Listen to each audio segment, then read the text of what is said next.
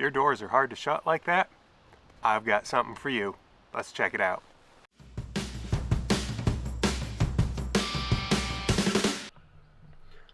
This thing right here is our culprit. So there's supposed to be a little striker piece that goes in here that protrudes just a little bit, and whatever material it's made of has degraded and kind of fallen out. So let me show you what we're going to do to fix that. Now you might notice these hex screws aren't hex anymore. That's because they are very difficult to remove typically. So let's have a look at what we're going to do. These screws are an H5 hex, a metric 5mm, and very often you're going to get in here and they are just going to round out no matter what you do. I heated these, I applied penetrating oil, I did everything that I could, and 3 of them just completely rounded out and did not break loose. So with that being our current situation, I've got some reverse drills. Maybe I ought to put an extractor in there and see if that'll come out.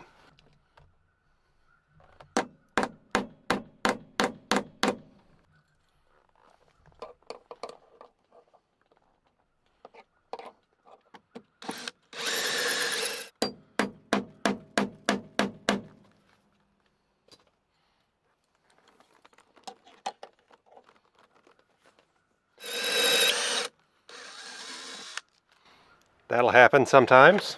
Let's take this one out of here. Keep in mind there could be shims back here, so don't misplace these shims.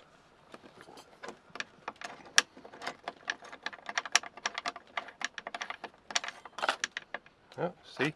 Another shim just came flying out of there. Let me show you what you've got left here. These are captive, so those aren't gonna go anywhere. Don't worry, they won't drop down into the door. Unless something is horribly wrong inside of your pillar here, those are gonna stay there, so we don't have to fool with those anymore. Here is our strike plate assembly. And so we can grab this rubber and just kind of pull that whole thing out of there. And some remnants of that nasty plastic in there. What I've made is this. So I found these models online, and it is a replacement piece for inside of that strike plate. And it's got a lip here and a lip here, and I printed these out of resin. I've seen a lot of these printed out of ABS, nylon, TPU, PLA, and PETG, and most everybody says they don't hold up. So I'm curious to see how the resin will perform. The insert has to get placed into the metal piece, and then this gets slid over top of it. So when it's all back together, that is what we have.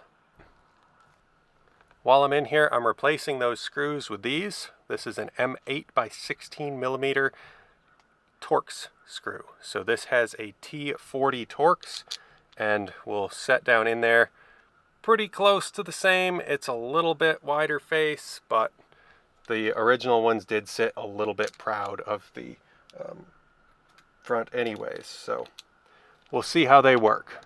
Once we've got these started, we make sure they're still loose enough to actually slide the shims in. We've got these in here. We can slide our shims in from the side here. We got to line this back up. So one important thing I should have mentioned is to make marks, which I did not do. So initially I tried printing these out of a gray ABS-like resin, and this stuff is cheap, it's easy to print with, it has great resolution, it looks good, and it prints very nicely. It's super easy and cheap to print with. The downside is, with it being a very hard resin, once it's cured, it also tends to be very brittle. This just cracked after probably honestly less than 100 opening and closings. Like, that's not a acceptable solution. It chips in a different way from the FDM prints, but it does still chip and break and fail, which is less than ideal. So I got some resin that is the weirdest stuff I have ever printed with, and it is some of the most expensive resin I've ever purchased, but look at the results. This stuff prints and it is like rubber when it's done. It is just, you can bend this stuff and deform it and it just doesn't break, it doesn't rip, it doesn't tear. You can mangle this stuff all you want and it is perfectly fine. The downside is it's very expensive and it is very hard to print.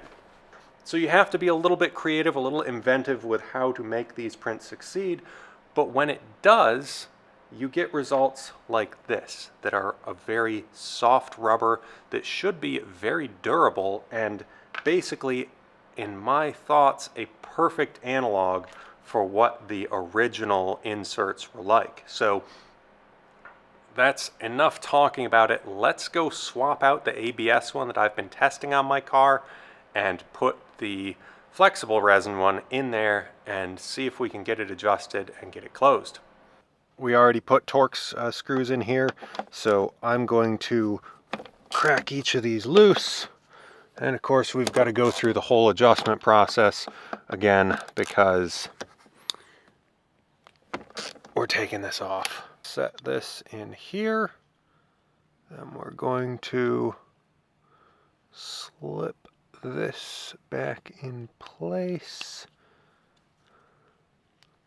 just like that. And then we've got our flexible thing in there.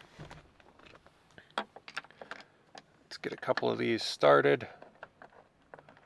We can put our shims back in and see how the door shuts. See if it's got that kind of satisfying thud that we're looking for.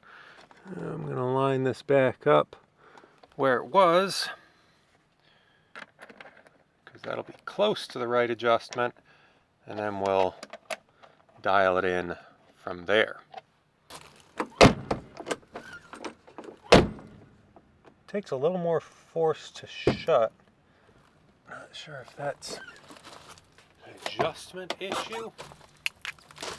Let's just try scooting this thing out a smidge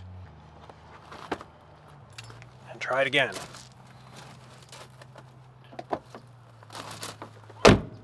Oh, that's pretty nice. Still not perfect. Still not quite perfect. But it is much, much closer.